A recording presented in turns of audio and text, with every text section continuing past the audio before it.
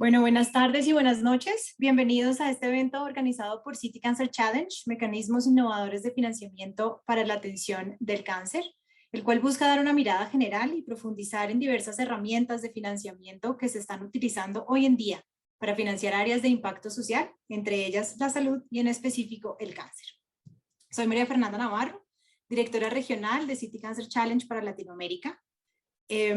Para los que no nos conocen, City Cancer Challenge es una fundación suiza que trabaja con ciudades de alrededor de 1 millón de habitantes en países de medianos y bajos ingresos, apoyándolas para mejorar el acceso a una atención oncológica equitativa y de calidad.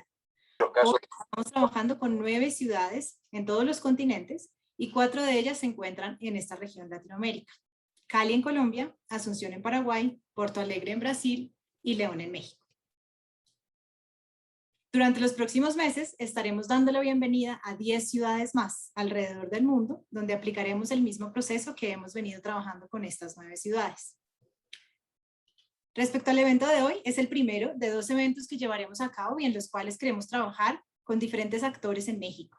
Este primer webinar es discusión, en el cual tenemos un panel de lujo, el cual les presentaré a continuación, y en noviembre tendremos el segundo, que será un taller presencial, en el cual buscamos definir dónde están esas oportunidades para aplicar estas herramientas innovadoras de financiamiento para el cáncer.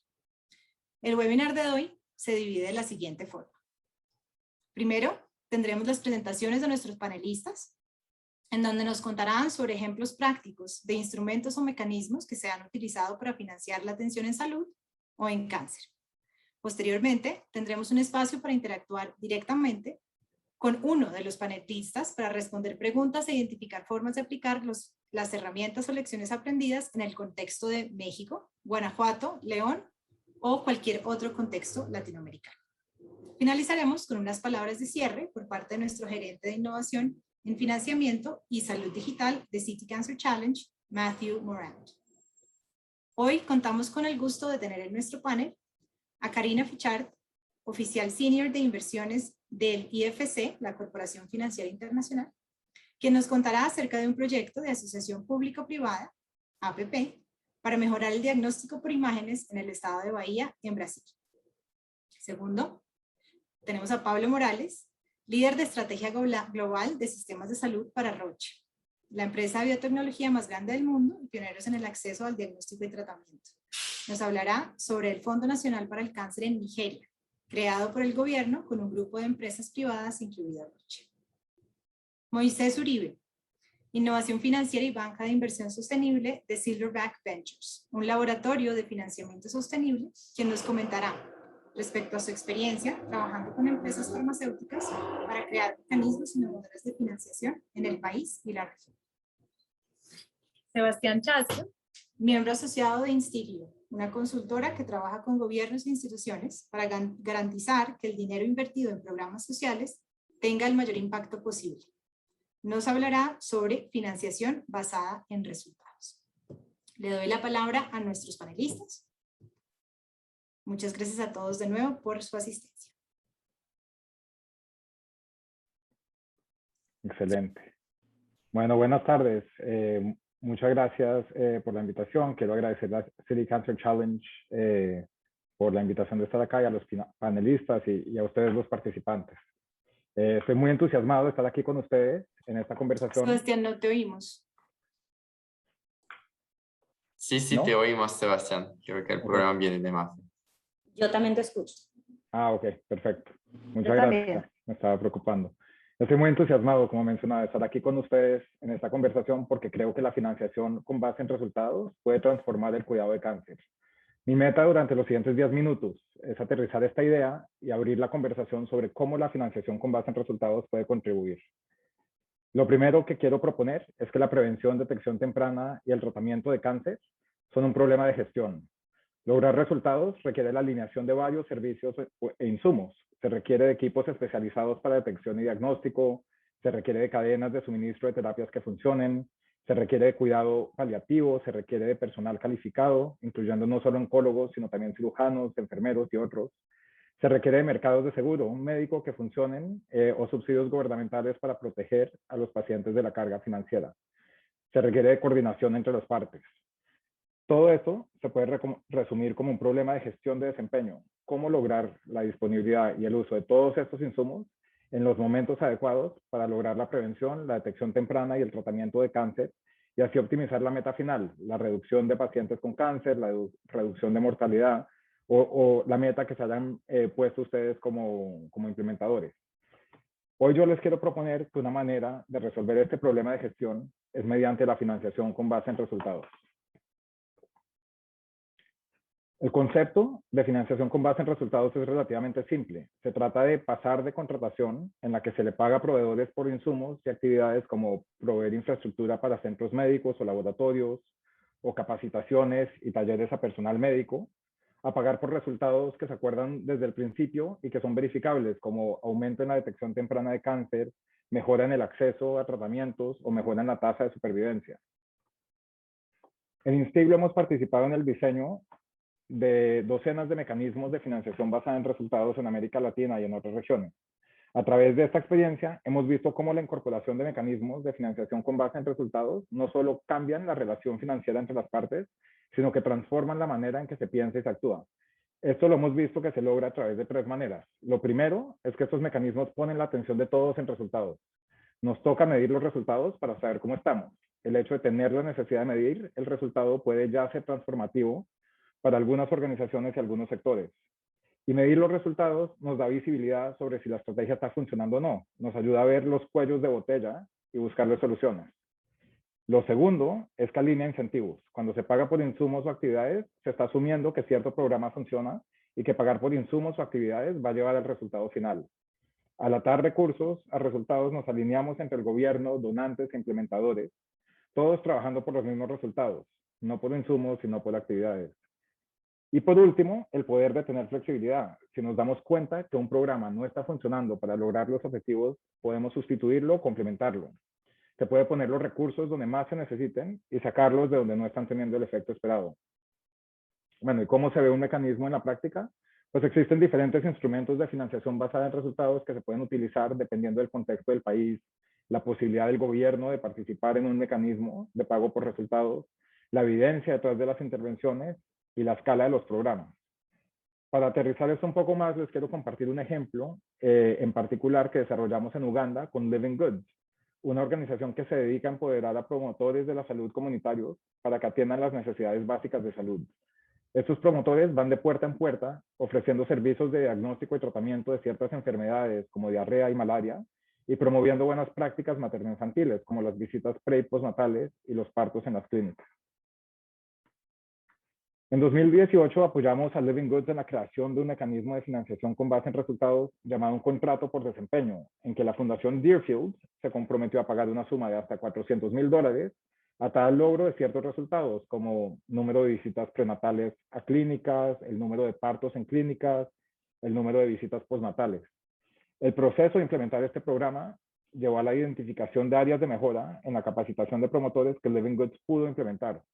También llevó a la institucionalización de mejoras operativas, particularmente en la recolección de información de gestión para verificar resultados. Los resultados en algunas métricas de pago superaron la expectativa. El número de visitas prenatales a clínicas, por ejemplo, fue 43% más alto de lo esperado. Sin embargo, el número de partos en clínicas fue 55% de lo esperado. Y el número de visitas postparto entre los 2 y 7 días fue 59% de lo esperado. Esta experiencia alimentó un nuevo contrato basado en desempeño, ahora de mayor escala, que se está haciendo incorporando las lecciones aprendidas del piloto. En este contrato, USAID ha entrado como el pagador por resultados con un pago máximo de $3 millones. Otros pagadores están contribuyendo con $1 millón para un total de $4 millones. En esta siguiente etapa, se pasa de trabajar con 300 promotores a trabajar con 2,000. Se pasa de 2 distritos a 6 distritos. Se recalibraron las métricas de pago para incentivar aún mejores resultados que en el piloto y se incluyeron métricas sobre la calidad de la atención, no solo la cantidad, como conocimiento del paciente sobre la información entregada y satisfacción del paciente con la atención recibida. En el caso de Living Goods, aunque es una organización sin ánimo de lucro, esta pudo asumir el riesgo de que no le paguen. Si no cumplía con los resultados, no se le pagaría por su servicio. Innovar requiere tomar riesgos, pero muy pocas organizaciones pueden tomar este tipo de riesgo y por lo tanto en proyectos de financiación por resultados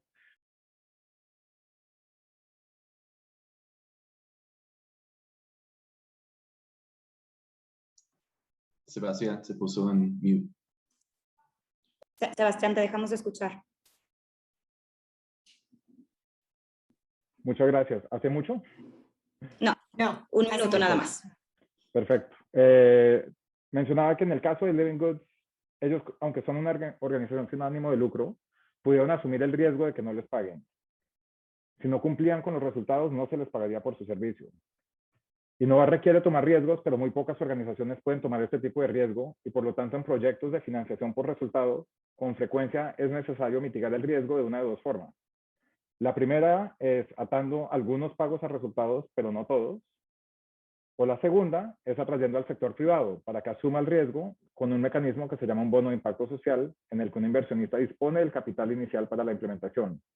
Si se cumple el objetivo, el inversionista puede recuperar su inversión. Si no se cumple, es el inversionista el que por lo menos en parte asume el riesgo. Mientras tanto, el pagador de resultados, que puede ser el gobierno o un donante, solo paga si se logran los objetivos. Los bonos de impacto social se han utilizado para la mejora de resultados de salud.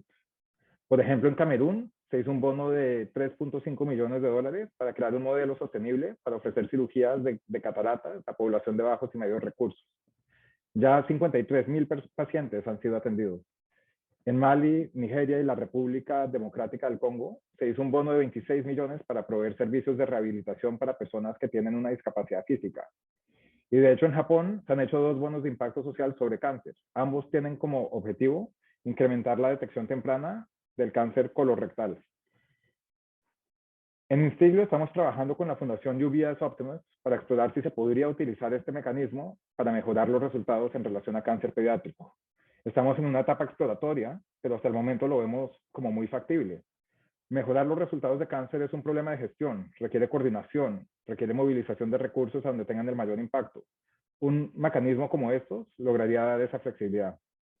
Muchos de los contratos que tienen proveedores en este sector son por insumos, como número de trabajadores de la salud capacitados y no por resultados. Esto se puede cambiar para alinear incentivos. Y por último, los datos que tenemos sobre la incidencia y supervivencia de cáncer no son particularmente robustos en muchos de los países en los que trabajamos. Esto dificulta saber el impacto de las inversiones. De nuevo, estos mecanismos obligan a ser estrictos con la recolección y análisis de datos y fortalecen los sistemas de gestión de información. Pues de nuevo, los felicito por considerar estos mecanismos innovadores para buscar mejorar la gestión en el cuidado de cáncer y a todos ustedes por pensar en cómo se podría trabajar de una manera diferente. Espero pues poder hablar con algunos de ustedes en la sesión de preguntas y respuestas y poder conversar. Y también me encantaría oír de ustedes después del evento y continuar la conversación. Muchas gracias. Gracias a ti y gracias por tu prontitud en la presentación del caso. Obviamente esperamos que en el breakout room puedan tomarse un poquito más de tiempo y hablar, hacerte preguntas un poco más específicas sobre este mecanismo de pago tan interesante. Ahora invitamos a Pablo Morales para que nos cuente sobre la experiencia en Nigeria. Pablo. Perfecto, muchas gracias. Disculpen por el setup. Primero que nada, muchísimas gracias por la invitación, Matthew, María Fernanda. De verdad que es un placer. Replico algunas de las palabras que mencionó Sebastián anteriormente en su cierre. De verdad que es un honor estar acá y felicito la iniciativa porque este tipo de conversatorios son aquellos que nos van a llevar a darle solución a algunos de los problemas grandes que tenemos, como en este caso el financiamiento para oncología. Entonces, les agradezco muchísimo la oportunidad y espero poder compartir algunas de las cosas que venimos haciendo, tanto el broche, pero como vemos como algunas de las cosas en las que participamos también pueden tener impacto a nivel mundial. En el caso de hoy, precisamente vengo a presentarles sobre el Fondo Nacional para el Cáncer en el caso Nigeria. Hoy me gustaría compartirles al inicio un poco de las generalidades alrededor de dónde nació, cuál fue lo que se logró y además algunas de las métricas que andamos de impacto que se están buscando. Además, presentar un poco la línea de tiempo y cuáles son algunos de los factores importantes que intervinieron en el proceso de toma de decisión de este caso. Después, un poco alrededor de la estructura y quiénes participaron y finalizar con unas recomendaciones generales alrededor de qué vemos en caso de implementaciones, de casos que tengan incidencia tanto nacional, estatal, local, y que valdría la pena que pudiéramos discutir. Pero sin más, entonces paso, aquí están mis datos, en el caso de que hubiera alguna pregunta o algún comentario, estoy a la orden y por favor, sin dudar, me hacen llegar algún correo.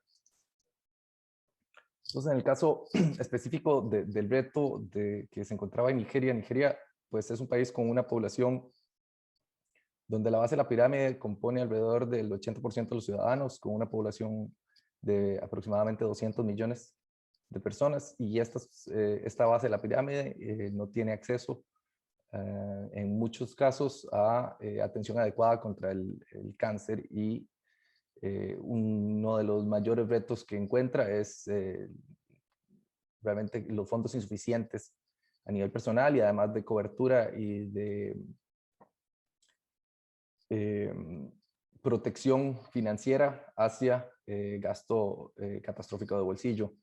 Entonces, la oportunidad que se encontró fue buscar una creación de una fuente de financiamiento que fuera sostenible, pero que también aprovechara algunos de los esfuerzos de priorización que se habían venido realizando sobre el problema del cáncer en Nigeria, y que redujera precisamente ese gasto catastrófico de bolsillo. Entonces, con cooperación de una coalición del sector privado, de empresas que trabajan a nivel del sector salud, además con el apoyo de personeros del Banco Mundial, de IFC específicamente, se logró, después de mucho esfuerzo, lograr la creación del Fondo Nacional para el Cáncer en Nigeria. Y aquí tal vez voy a tocar un poco de lo que mencionó Sebastián anteriormente dentro de los objetivos, porque uno de los objetivos era que el Ministerio Federal de Salud pasara a convertirse en un comprador estratégico de servicios. Y eso significa hacer ese cambio de compra de insumos específicamente que mencionaba Sebastián anteriormente, a un comprador que pueda analizar, definir el impacto y pagar por resultados, evaluando la calidad. Y el otro objetivo es también específicamente era levantar aquellas restricciones de asequibilidad para el estándar de tratamiento para los pacientes nigerianos de bajos recursos. Entre el impacto principalmente, como les mencionábamos, era que estos pacientes tienen acceso, a pesar de venir de la base de la pirámide, y que no están restringidos por su capacidad de pago, que puedan acceder al estándar de tratamiento oncológico. Además, presentar un control de calidad continuo sobre aquellos proveedores que va a conducir a un entorno de cáncer fortalecido, y esto se va a lograr a través de un comité específico para la evaluación de la calidad y los resultados, que forma parte de la estructura de la gobernanza del Fondo Nacional para el Cáncer. Y finalmente, dentro del impacto también fue la creación de un modelo de una gobernanza colaborativa que junta a personeros del sector privado, del sector público, y tanto así como de la sociedad civil. Entonces, pues en el proceso de toma de decisión es un proceso complejo. Acá pueden ver una línea de tiempo donde empieza esto en el 2017 con una discusión inicial de la idea de la creación del cáncer, de cómo, algo parecido a lo que está pasando hoy, cómo podemos atender el problema de la asequibilidad en Nigeria. Y esto empieza esta discusión inicial y nace la idea de cómo crearíamos un fondo con una sostenibilidad en el tiempo. Y a partir de ahí se da el apoyo de diferentes sectores, incluyendo la participación de consultores dentro del IFC, dentro del grupo del Banco Mundial. A partir de aquí se crea la organización de una coalición del sector privado, que, como les mencionaba, reúne a diferentes actores del sector privado con participación tanto en la parte farmacéutica, parte de dispositivos médicos, de tecnologías diagnósticas, que encontraban que juntando sus recursos, sus capacidades, podían proveer una solución. Y esta coalición empieza a trabajar y genera un caso de negocio que es presentado al Comité de Salud del Senado. básicamente 2017 es un periodo de planificación y de estrategia. Durante el 2018 al principio del 2020, donde se presenta el caso de negocio, lo que viene es una etapa fuerte de creación de conciencia en los diferentes actores a nivel gubernamental, tanto en el Parlamento como funcionarios del Ministerio de Salud a nivel federal. Y se da este trabajo de colaboración, redefiniendo el concepto del Fondo Nacional del Cáncer para, en periodo 2020, empezar un proceso de implementación. También acá tenemos que considerar que a finales de 2019 pues, entra el COVID, y eso genera pues que también la atención dentro de las autoridades sanitarias pues cambie un poco las prioridades, y esto tal vez afecta un poco el flujo del proyecto, pero el proyecto a partir de todo el 2020 sigue trabajando para lograr la aprobación de los fondos que dentro del presupuesto nacional, la finalización de los manuales operativos, la liberación de los fondos para una implementación, y hasta que en julio 2021 ya tenemos los primeros pacientes que tienen acceso a tratamiento pagado a través del Fondo Nacional del Cáncer, y están recibiendo el tratamiento en centros de excelencia certificados. Algunos de los elementos a considerar en esta línea de tiempo y en todo el proceso, tal vez fue el tiempo proyectado versus el tiempo real. Cuando hablamos de cómo se llevó a cabo este proceso, vemos que pues conllevó aproximadamente 3 años y medio. Inicialmente se había proyectado un proyecto de aproximadamente 9 meses a 12 meses. Entonces, eso es una de las primeras lecciones, es también cómo proyectamos, cómo podemos tener una buena planificación con respecto a los niveles de compromiso. Y eso viene tocando el segundo punto, que es la visión a largo plazo y el compromiso que requieren algunos de estos cambios a nivel nacional. Otra cosa es que el progreso no siempre es lineal. El haber llegado a este punto en el momento en que ya tenemos pacientes que están accediendo a los primeros tratamientos, nunca fue una línea recta, sino que en algunos casos pues hay reveses, hay momentos en los cuales hay contradicciones, pues hay que volver a la mesa de dibujo y encontrar algunas de estas soluciones, pero creo que el tema del compromiso y la visión a largo plazo es vital. Y finalmente hay que tener una co-creación temprana con estos nuevos aliados. A pesar de que el proyecto nace tal vez de una iniciativa privada, tempranamente se busca el trabajo con los personeros técnicos, tanto del Ministerio de Salud a nivel federal como de la Comisión Nacional de Salud en el Parlamento, y eso ayuda también a la concientización del proyecto en otras etapas. Finalmente, el fondo, esta es una forma muy, digamos, simple de cómo está financiado. Digamos, el fondo contemplaba 4 fuentes de financiamiento inicialmente. Perdón, ahí creo que se cortó, tal vez. Pero inicialmente contempla 4 fuentes de financiamiento. Fondos del gobierno central, otorgados a través del presupuesto nacional, contribuciones del sector privado, también excedentes de las contribuciones al Seguro Nacional de Salud, además así como donaciones.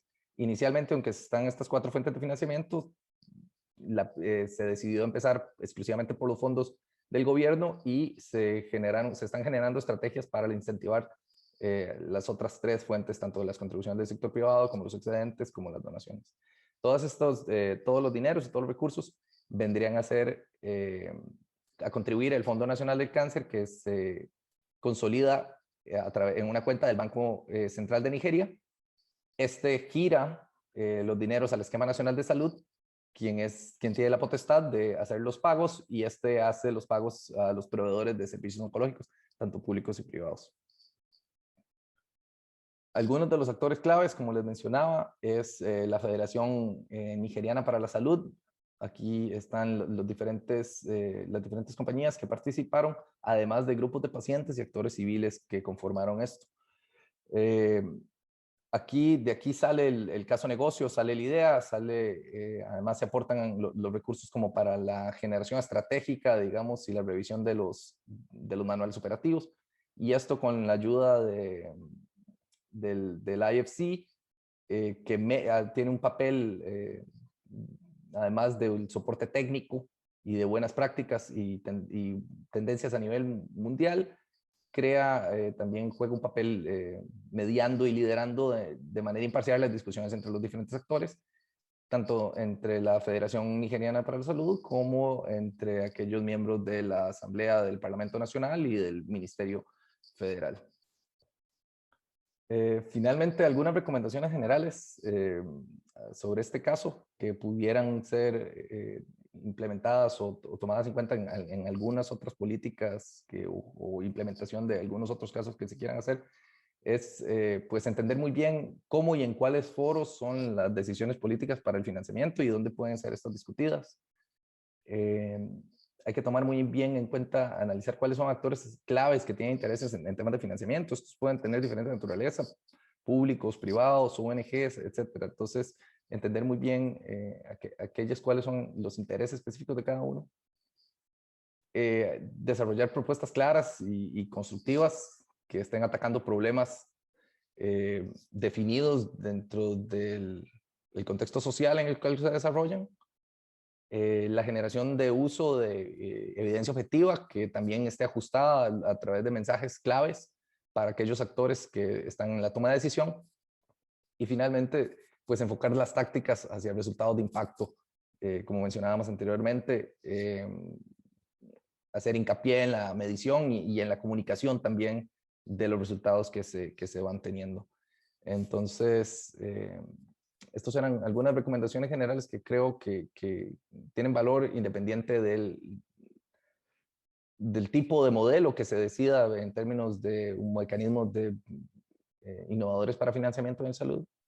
Y creo que dentro del contexto pues, de México, específicamente tal vez en Guanajuato, por lo que me cuentan, pues existen algunos de los elementos que pueden hacer posibles algunas de estas, de la implementación de mecanismos de este tipo, como el que describí ahorita con el Fondo Nacional de Cáncer, debido a la presencia de tanques de pensamiento, además de fuentes de financiamiento sostenibles que ya están implementadas dentro de los procesos fiscales. Entonces, realmente creo que hay muchísimas oportunidades y veo que hay el chance como para un símil en la creación de algún modelo como el anterior o diferente, pero con los ingredientes están en su lugar. Entonces, con eso me despido y les agradezco muchísimo por su atención. Quedo atento a alguna pregunta. Pablo, muchísimas gracias. Creo que es interesante ver cómo muchos actores están trabajando por un fin común y también cómo hay un nuevo actor que es como un reasegurador. Interesante ese ejemplo.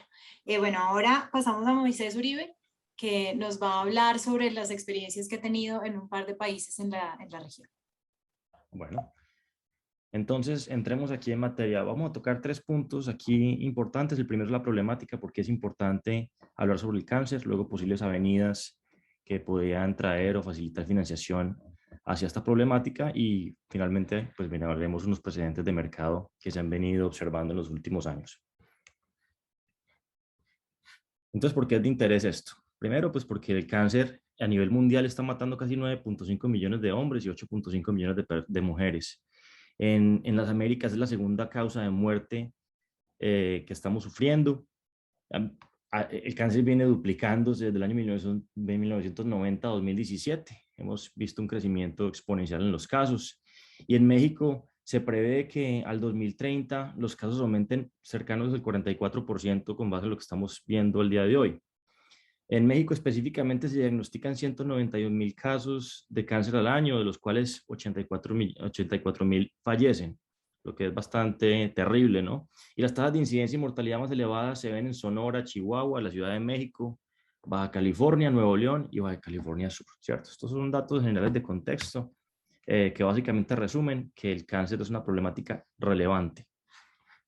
¿Qué posibles avenidas podemos nosotros aprovechar para poder viabilizar recursos hacia esta condición específica? Pues primero podemos trabajar alrededor de acuerdos administrados, lo que se llama o lo que se denomina un Managed Entrance Agreement, donde creamos alrededor de las moléculas innovadoras un marco donde los pagadores puedan entender cuáles son los beneficios que traen estas moléculas y poder promover mecanismos basados en valor. ¿Esto qué significa? Que podemos traer moléculas nuevas que vayan a contribuir a la lucha contra el cáncer y podamos también tener un marco que permita entender cuál es el valor que agregan estas moléculas a la población. Otra avenida es la innovación de negocio y sectorial. Ahorita les vamos a mostrar un poco un mecanismo en el que se está trabajando ahorita actualmente en Colombia. Y básicamente es hacerle un challenge al status quo que se tiene operando en un negocio y buscar la forma de innovarlo trayendo recursos frescos. Luego pasamos a una estructuración de instrumentos financieros etiquetados. Estos son los bonos que se están actualmente moviendo en el mercado de capitales en el mundo. Son los bonos sostenibles, bonos verdes, bonos atados a la sostenibilidad, que tienen unas condiciones financieras especiales con respecto a otras. Un segundo, por favor. Estoy en conferencia. Perdón. Entonces, como les estaba diciendo, estructuración de los bonos sostenibles, perdón, se está viendo mucho en los mercados de capital. Se estima que hay 35 trillones de dólares esperando entrar a este tipo de instrumentos. Y ahorita les vamos a mostrar 3 ejemplos que se están viendo en el sector farma específicamente. Y finalmente, un pago por resultados, que fue la temática que nos tocó un panelista en la instancia anterior. ¿Listo? Esto es nuestro ejemplo de un posible mecanismo que se podría estructurar. Básicamente identificamos un problema en el sistema de salud colombiano, que fue la falta de acceso y adherencia a tratamientos oncológicos de alto costo.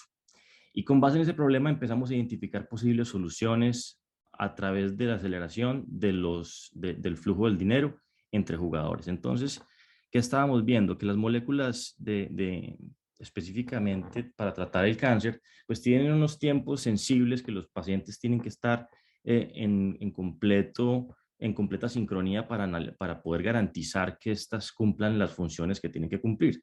¿Y qué estaba pasando? Pues a raíz de que hay una demora en los pagos por parte de aseguradores a las instituciones prestadoras de salud, en este caso centros oncológicos, pues los pacientes no estaban teniendo el acceso adecuado y la adherencia adecuada a las moléculas. Entonces, ¿qué identificamos nosotros? Pues a través de la ingeniería financiera, aplicando nuestra experticia en banca de inversión, que el banquero de inversión busca solucionar un problema de una forma creativa para poder viabilizar recursos, pues empezamos a mirar, bueno, ¿qué podemos hacer? Podemos empezar a mirar instrumentos tipo factoring y tipo confirming que nos permitan acelerar el dinero en el tiempo y atraer recursos frescos a este tipo de problemática.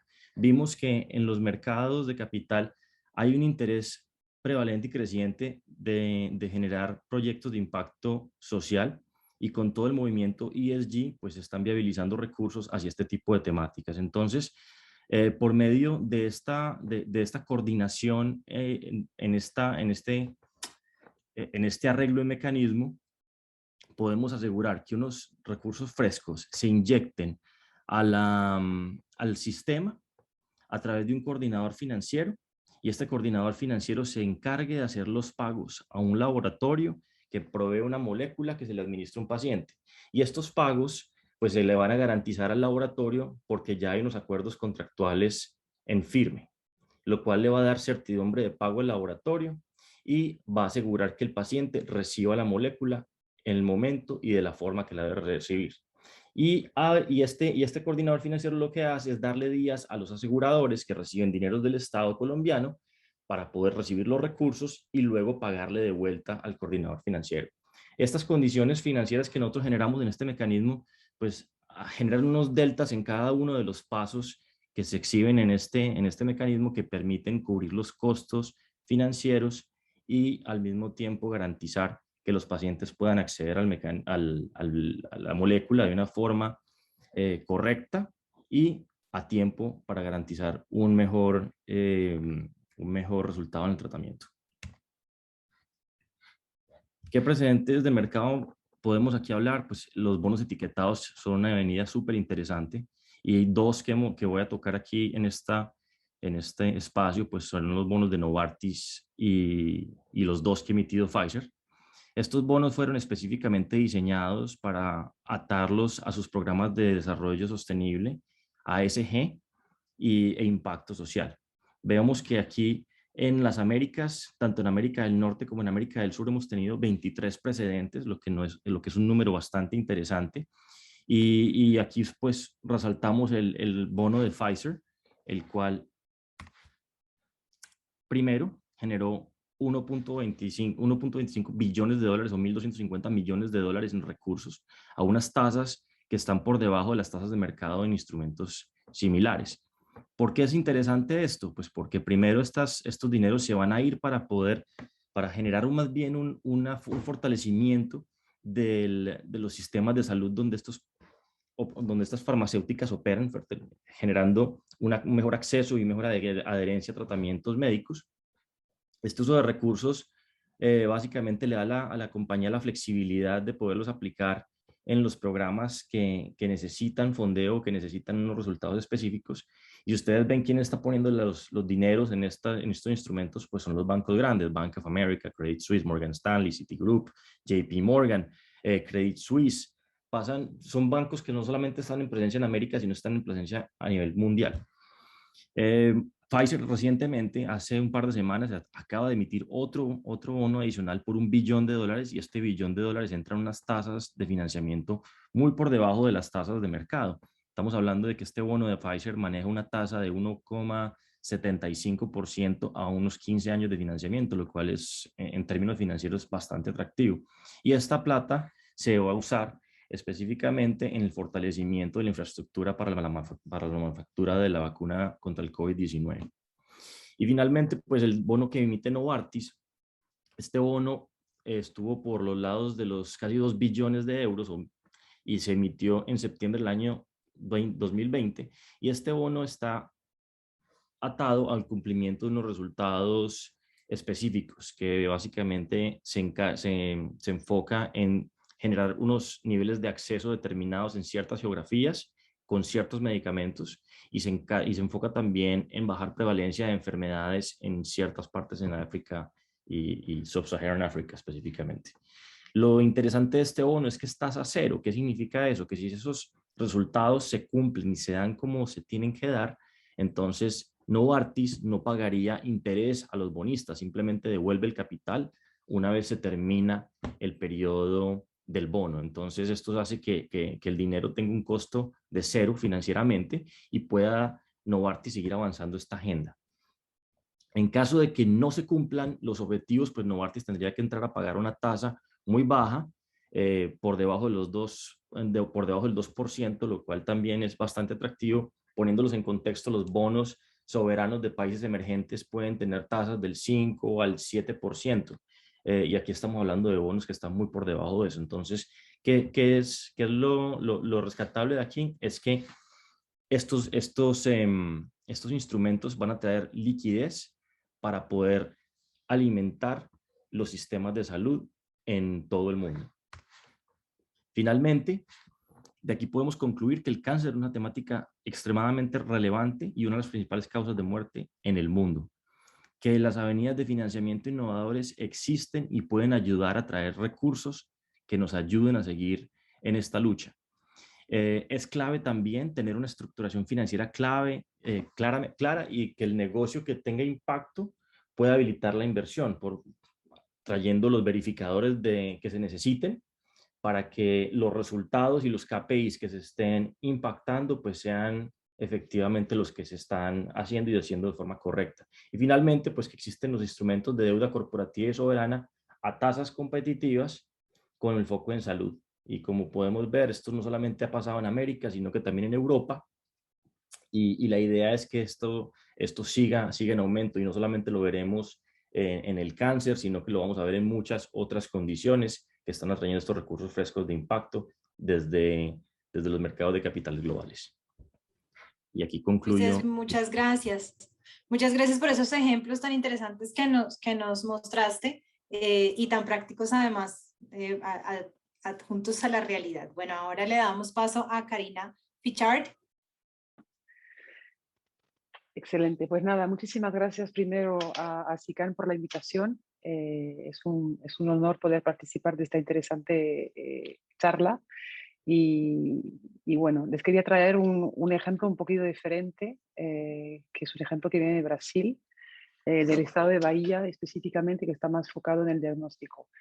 Van a seguir escuchándome hablar de lo mismo que han hablado mis compañeros, que es resultado, incentivo, valor, ¿no? Yo creo que hasta ahora se habrán dado cuenta de que la estructuración financiera no tiene límites en su creatividad y realmente lo que importa es entender cuál es la solución más adecuada para el problema que se quiera enfrentar, ¿no? Pero la estructuración financiera no tiene ningún límite. Entonces, les voy a comentar un poco de este ejemplo de Bahía y un poco del punto de partida del proyecto, ¿no? Estamos en el 2015, el estado de Bahía es un estado en el nordeste de Brasil, un estado bastante pobre, que cuenta con más de 15 millones de personas y más de 500.000 kilómetros cuadrados. Y para toda esta gente, en todo este territorio inmenso, hay 2 resonancias magnéticas para todo el estado. Además, me refiero al sistema público, ¿no? Y el sistema público en Bahía atiende al 75% de la población. Entonces existe una dependencia altísima del sistema público. El sistema público cuenta con 30.000 camas y la gente se queda ahí días y días y días ocupando camas porque están esperando un diagnóstico que puede llevar semanas o meses. Eso, lógicamente, para la mayoría de las enfermedades y en particular el cáncer, crea problemas enormes. O sea, si tardas entre 6 meses y 2 años en ser diagnosticado, en el momento que te diagnostican, probablemente ya eres paciente crónico, ¿no? Entonces, la detección temprana realmente es un desafío enorme que tiene un impacto directo en la capacidad de poder tratar a los pacientes, ¿no? Sin hablar del tema de los viajes, ¿no? Si hay 2 resonancias y lo mismo pasa con otros equipamientos, lógicamente eso quiere decir que hay personas que tienen que viajar 10, 15 horas para poder llegar. Y les puedo confirmar que el estado de las carreteras en Bahía merecería una app, porque no siempre es bueno. Entonces, esta falta de rapidez era uno de los grandes desafíos, ¿no?, que se quería resolver. Y también hay un problema de calidad, ¿no?, un problema de precisión en el diagnóstico, ¿no?, por falta de inversión, una infraestructura vieja, no siempre bien mantenida, y unos profesionales de salud que a veces no se habían beneficiado de una formación especializada adecuada, ¿no? Entonces, como estamos hablando en este caso del sistema público, estamos hablando de las autoridades de salud, la Secretaría de Salud del Gobierno del Estado de Bahía en este caso, que sería quien es responsable del sistema brasileño por estos temas, y dijeron, mira, yo necesito encontrar una solución, pero no tengo la capacidad de mejorar esto solo, no tengo ni la capacidad técnica ni la capacidad de inversión. Entonces necesito ayuda. Y frente a esos desafíos, contrataron a IFC, ¿no?, para estructurar una potencial alianza público-privada o algún tipo de alianza con el sector privado para cuidar de los servicios de diagnóstico por imagen, específicamente, ¿no? Entonces estamos hablando de radiología, de mamografía, tomografía y resonancia magnética para todo el estado. ¿Qué es el proyecto? Entonces, después de, bueno, un trabajo de análisis para entender un poco qué entra, qué no entra, qué tiene sentido, qué no tiene sentido, quién tiene que participar, cuáles son los incentivos, cuál es la matriz de riesgo, proceso que en total tomó 18 meses, lo cual es relativamente rápido para algo complejo, se terminó decidiendo que el modelo más adecuado era una concesión administrativa, ¿no?, en régimen APP, con un plazo de 11 años y 6 meses, ¿no?, que es un plazo que tiene sentido en el contexto del ciclo de vida de la mayoría de los equipamientos que estamos considerando acá, ¿no? Entonces se procedió a un proceso licitatorio transparente para la infraestructura, equipamiento, mantenimiento y operación de todos los servicios de telemedicina, medicina diagnóstica, bioimagen para radiología, mamografía, tomografía y resonancia magnética para todo el estado, cubriendo 12 hospitales, inclusive el Centro de Oncología de Referencia de Salvador de Bahía, y creándose específicamente en el contexto del proyecto una central única de resultados, ¿no?, que opera 24 horas por día, 7 días por semana, y es una central que es responsable por todo el análisis de todas las pruebas que se realizan en cada uno de esos hospitales, ¿no? ¿Quién ganó este certamen? Fue una concesionaria creada específicamente para el proyecto, que se llama EBD, ¿no? Rede Brasileira de Diagnósticos, que es un consorcio formado por Aliar, que es una de las mayores empresas privadas en Brasil de diagnóstico por imagen, ¿no? Que tiene docenas y docenas de unidades en operación, pero que operaba hasta ahora exclusivamente en el mercado privado. Philips, que yo creo que no necesito presentar a Philips, y FIDI, que es una entidad en Brasil que es una fundación que trabaja exclusivamente con el sector público. Entonces tiene esa costumbre de tratar con el servicio público de salud, que es un mundo aparte. Entonces esta gente crea un consorcio, presenta una oferta y termina ganando, ¿no? Realizan una inversión de un poco más de 40 millones de dólares, ¿no? Para cubrir todo este perímetro, construyen y entran en operación. Mis compañeros, Sebastián en particular, habló de financiamiento basado en resultados. Las APPs, por definición, son siempre mecanismos basados en resultados, donde la remuneración de la concesionaria depende de indicadores, en este caso de disponibilidad y de calidad asistencial. Entonces, si la calidad no está a la altura, si las máquinas no están disponibles, si el mantenimiento no está bien hecho, si falta una pieza, pues todo eso se va deduciendo, si quieren, de lo que es la remuneración a la concesionaria, ¿no? Y la definición de esos indicadores depende directamente de los problemas que se quieren resolver, ¿no? Entonces, en este caso, como dije, había un problema de infraestructura, que las máquinas no estaban bien. Ahora tenés unos nuevos equipos que vienen de Philips, que son de estándares internacionales, y Philips da una garantía para todo el plazo de la concesión, para comprometerse en menos de 3 horas a resolver cualquier problema de mantenimiento que pueda tener cualquiera de los equipamientos, ¿no? Y siempre se obliga a mantener un stock de piezas para que no falte de nada. Luego había un problema en la calidad del diagnóstico, entonces la concesionaria tiene responsabilidad de especializar y de formar a sus equipos técnicos, técnicos de radiología, médicos, etcétera, etcétera, que trabajen para ella. Y el hecho de que muchos resultados estén realizados por la central única permite un grado altísimo de especialización, ¿no? Porque es gente que se dedica a eso, es una máquina de hacer churros aquí. Y finalmente, el tercer problema que vimos era un problema de demora, ¿no? Entonces, una de las obligaciones que asume el sector privado en esta concesión es, si sos un paciente externo, en hasta 12 horas tienes que tener cita y 48 horas después tienes que tener el resultado. Y si eres un paciente urgente, ¿no? En 1 hora te tenemos que atender y tenemos 2 horas para darte el resultado. Y eso se está cumpliendo. Entonces, eso se pueden imaginar la diferencia, ¿no? con la situación anterior que se estaba viendo en el estado, donde estábamos hablando de meses para un simple diagnóstico.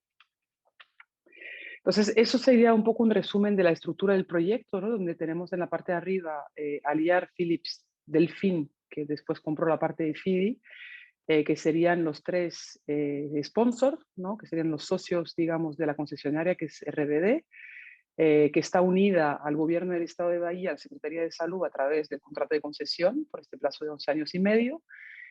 Una tiene responsabilidad de invertir, mantener, operar, cumplir con los criterios de calidad, ¿no?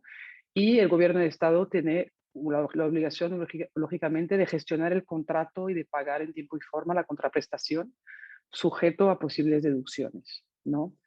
Entonces, en términos de cronograma, ha ido bastante bien. No voy a decir que ha ido como la seda, pero ha ido bastante bien. 18 meses de estructuración, se firmó el contrato de concesión, 9 meses después la central de resultados estaba operando, 18 meses después todas las unidades entraron en funcionamiento, ¿no? Lo cual es un logro porque estamos hablando de 12 hospitales, en los cuales concretamente el consorcio tenía que crear unidades, o sea, tenían un hospital y adjunto al hospital tuvieron que crear una unidad específica para el diagnóstico, importar los equipamientos, que todo vino de Europa, ¿no? Lo esencial, formar a la gente, contratar al personal y comenzar a operar, ¿no? Entonces, todo eso se realizó en un plazo de 18 meses, que yo creo que es un logro que vale la pena recalcar, ¿no? Principales resultados, pues 12 nuevos centros de diagnóstico por imagen que se abrieron. Entonces, con una cobertura mucho mejor del territorio bahiano, porque si les fuera a mostrar un mapa, verían que realmente están repartidos, inclusive en lugares bastante remotos del estado, donde la gente no tenía ningún tipo de acceso. Entonces, yo creo que eso se hizo bastante bien. Un upgrade tecnológico increíble. Más de 2 millones de pruebas realizadas hasta la fecha y más de 30.000 diagnósticos realizados por mes, ¿no? Lo cual lógicamente reduce mucho la incidencia de casos crónicos y permite un tratamiento mucho más precoz. Un sistema de incentivo adecuado, dije que iba a hablar de incentivos y yo creo que realmente es un poco la clave de todo, ¿no? ¿Quién hace el qué? ¿Quién está el mejor posicionado para poder hacer las cosas? El sector público está muy bien posicionado para ciertas cosas, pero probablemente en la gestión eficaz y en la contratación eficaz el sector privado puede estar mucho mejor posicionado siempre y cuando beneficie los incentivos correctos. Un gran foco en resultados y en calidad de los servicios. Es un modelo que vemos que tiene un potencial muy grande de replicación, no específicamente en Brasil, porque yo creo que las dificultades que encontraba Bahía son problemas que vemos en muchas zonas de Latinoamérica y de otras partes del mundo, y tenemos de hecho apps parecidas en Arabia Saudí, tenemos en Uzbekistán, o sea, en países tan diversos encontramos problemáticas muy similares. También sabemos que esta parte muy focada en los equipamientos es importante, porque yo creo que todos hemos entrado alguna vez en un hospital donde vemos un equipamiento que está en la esquina de la sala con moho y sin funcionar, porque nadie sabe cómo arreglarlo. Eso pasa mucho y perjudica mucho a los pacientes. Entonces yo creo que el modelo APP en ese sentido responde a esos desafíos. Y finalmente ayuda mucho con la capacitación y la especialización de los profesionales de salud, ¿no? Yo creo que existe un déficit muy grande de profesionales de salud, sobre todo una vez salimos de los grandes centros urbanos. Yo creo que en Latinoamérica todos vemos esto, ¿no? En São Paulo, en Ciudad de México tenemos de todo, pero si salimos de aquí es un desierto y realmente hay una falta de personal especializado que pueda atender a los pacientes. Entonces, yo creo que este modelo realmente ayudó bastante a mejorar la calidad asistencial y a formar mejor a los profesionales. Entonces, esos son algunos de los resultados y bueno, estoy a disposición para dudas, comentarios, preguntas y espero aprender mucho de ustedes sobre su visión de las APPs en México, que sé que ha habido varios intentos y hay algunas APPs funcionando. Entonces espero que podamos conversar en la sesión que siga. Muchas gracias por su atención. Karina, muchas gracias a ti y muchas gracias a todos los panelistas. Muchísimas gracias. Que pasen una feliz noche. Lo mismo, Bueno, feliz noche, muchas gracias. Gracias a todos.